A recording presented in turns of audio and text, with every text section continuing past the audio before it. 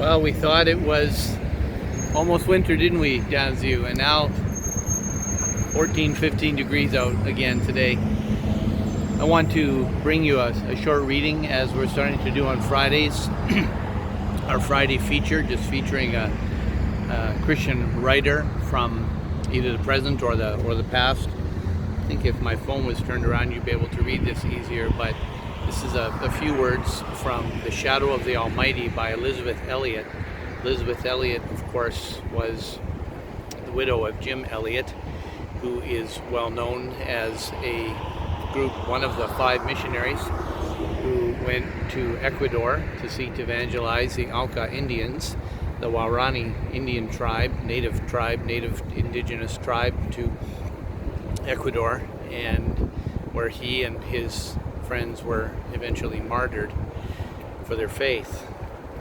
Jim Elliot had quite a ministry on the streets of Chicago, a kind of ministry that would be encouraging to people to the degree that many brothers and sisters encouraged him not to go, in fact discouraged him from going, and some of them even scolded him from not following up on God's call for him.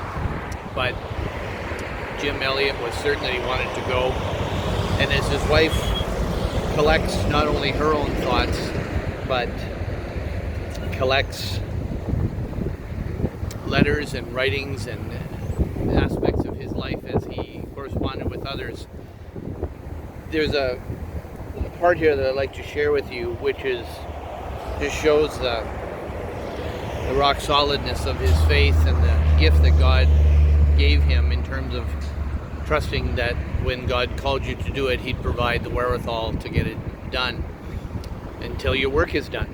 And it's God who determines that. There was no left turn for God. There was no wrong turn for Jim Elliot, so to speak, that somehow, this was plan A and then it was plan B. And no, God's plan is unfolding and unfolds as it comes to pass. And frankly, there's a part of us that has to, in humility, believe that we know what God's calling us to do, and then trust God with the outcome when things go very, very differently. And this is a word that's near the end of the book, and it's from a letter that Jim Elliot wrote to his mother when Jim Elliot's brother, Brett, it says, sailed for Peru. And of course, mother was concerned, and as any mother would be, as mothers within our church have, as their sons have gone off to the other side of the world, so to speak, and to seek to bring the truth of the gospel to other people who don't know it, and they want others to know the gospel and to share in the beauty of Christ as they do. And so let me read these words to you. Jim Elliot writing to his mother about his brother Brett sailing to Peru. Remember, Elliot says, I don't mean to sound pedantic or imprudent as if I knew all the costs. But remember that we have bargained with him who bore a cross. And in his ministry to those disciples, his emphasis was upon sacrifice, not of worldly goods, so much upon family ties. Let nothing turn us from the truth that God is determined that we will become strong under fire, after the pattern of the Son. Nothing else will do. And he writes, O Prince of Glory, who doth bring thy sons to glory through the cross, let us not shrink from suffering, reproach, or loss. He continues, I must not think it strange if God takes in use those whom I would have kept on earth till they were older. God is peopling eternity, and I must not restrict him to old men and women. He continues, grant, fate, and tragedy, aimlessness, and just missing by a hair are all part of human experience. But they are not all. And I'm not sure they are a major part even in the lives of men who know no designer or design. For me, I've seen a keener force yet, the force of ultimate good working through seeming ill. Not that there is a rosiness ever. There is genuine ill, struggle, dark-handed, unreasoning fate, mistakes, if-onlys, in all the words that I can muster. But in them, I begin to discover a plan greater than any could imagine. The principle of getting by spending is illustrated in the actions of God. Quote, "He had yet one a beloved son. He giveth not the Spirit by measure.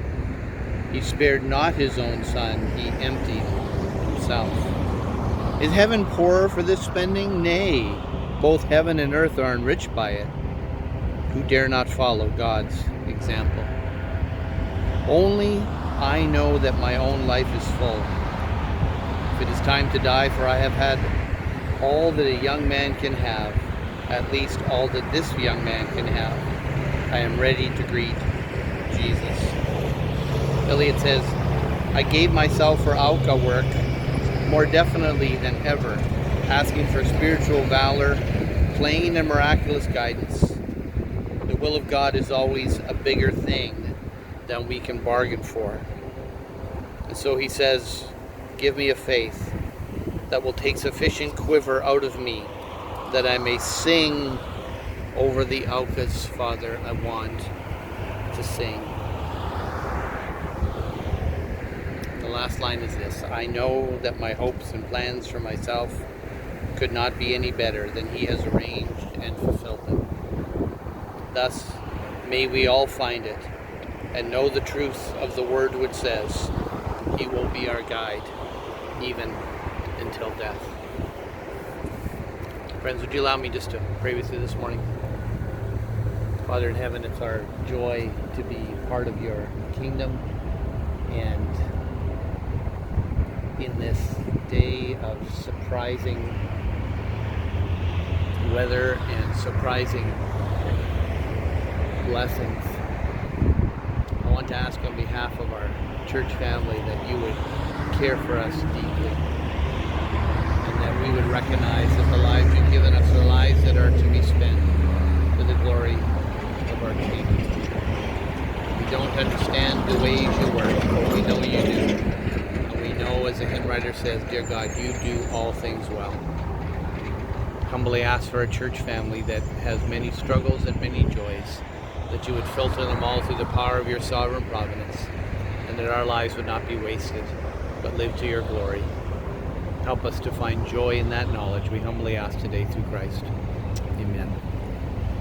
Friends, looking forward to seeing you on Sunday morning. Pray that any new restrictions that come down today will not limit our gatherings. My guess is that they won't, but God in his kindness knows what's best for us. Assuming we can be open on Sunday, which I have every expectation that we will, just go to downthroughbaptistchurch.com and you can register for either the 9:30 or the 11 o'clock service.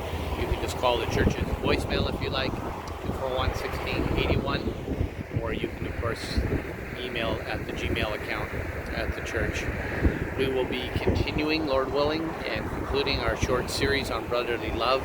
On Sunday morning, you can have a look again at the passage in 1 Thessalonians chapter 4, just to familiarize yourself as you're bringing that short series to a close. Lord bless you today, friends. Cheers.